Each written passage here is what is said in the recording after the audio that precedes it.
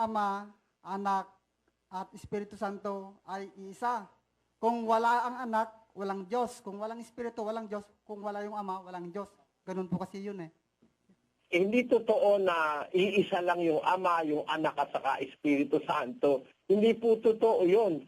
Basahin natin ang Henesis, kapatid na Mel, 1 at versikulo 26.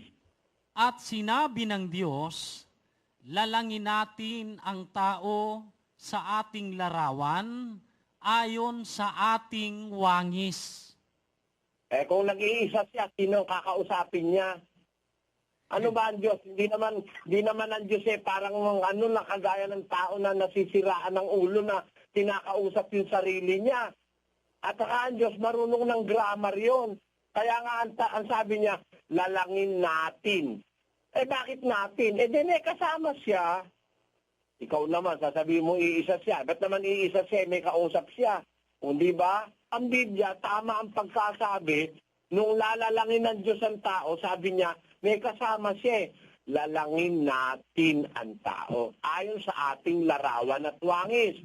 Sino ba ang kausap niya na pareho sila ng larawan? Magkamukha sila. Magkawangis sila. Sino yung kausap niya na yon? Basahin natin ang Kolosas 1, versikulo 15. Na siya ang larawan ng Diyos na di nakikita. Brad Mel, sino yung kapareho ng larawan ng Diyos? Ang anak po, kapatid na Eli. Oo, kahit naman sa literal mo daanin sino ang unang-unang kamukha ng anak? Di ba, mas madalas ang kamukha ng anak yung magulang, Brad Mel? Tama po yun.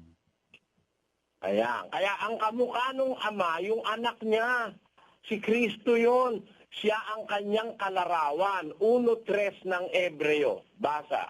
Palibhasay siyang sinag ng kanyang kaluwalhatian at tunay na larawan ng kanyang pagkadiyos. At umaalalay ng lahat ng mga bagay sa pamamagitan ng salita ng kanyang kapangyarihan, ng kanyang magawa na ang paglilinis ng mga kasalanan ay lumuklok sa kanan ng karangalan sa kaitaasan. Ayan, yung palang lumuklok sa kanan ng Diyos, yung lumuklok sa kanan ng karangalan sa kaitaasan, siya ang sinag ng kaluwalhatian ng Diyos at tunay na larawan ng kanyang pagka-Diyos, kamukha ng Diyos, yung nakaluklok sa kanyang kanan. Sino ba yung nakaluklok sa kanan niya na kamukha ng Diyos? Sa Kolosas 3, versikulo 2. Ilagak ninyo ang inyong pag-iisip sa mga bagay na nangasa itaas, huwag sa mga bagay na nangasa ibabaw ng lupa. Kung kayo nga'y muling binuhay na kalakip ni Kristo, ay hanapin ninyo ang mga bagay na nangasa itaas, na kinaroroonan ni Kristo na nakaupo sa kanan ng Diyos. Sino yung nakaupo sa kanan ng Diyos, Brad Mel? Di ba si Kristo? Opo, maliwanag po. Di ba si Kristo yung nakaupo sa kanan ng Diyos, ang tunay na larawan ng kanyang pagka-Diyos? Tama? Tama po, kapatid na Eli. So, ang kamukha ng Diyos at kawangis ng Diyos yung kanyang anak. Tama? Tama po yan. O sino ang kausap ng Diyos nung sabihin niya, lalangin natin ang tao ayon sa ating larawan at ayon sa ating wangis? Hindi ba yung kanyang kamukha? Tama po yun, kapatid na Eli. Sino ba yon?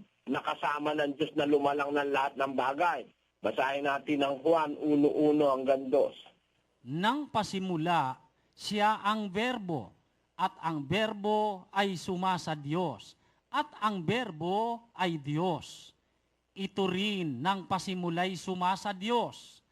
Ang lahat ng mga bagay ay ginawa sa pamamagitan niya, at alinman sa lahat ng ginawa ay hindi ginawa kung wala siya. Sino yung kasama ng Diyos nung ginagawa ang lahat ng bagay?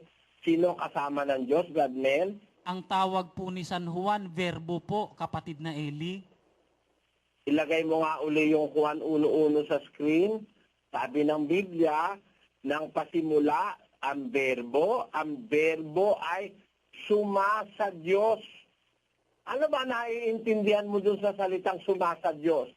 Yung verbo ba mismo, yung kanyang sinasakanyahan, Daniel? Hindi po, kapatid na Eli. May magkaiba po silang kalagayan, kapatid na Eli.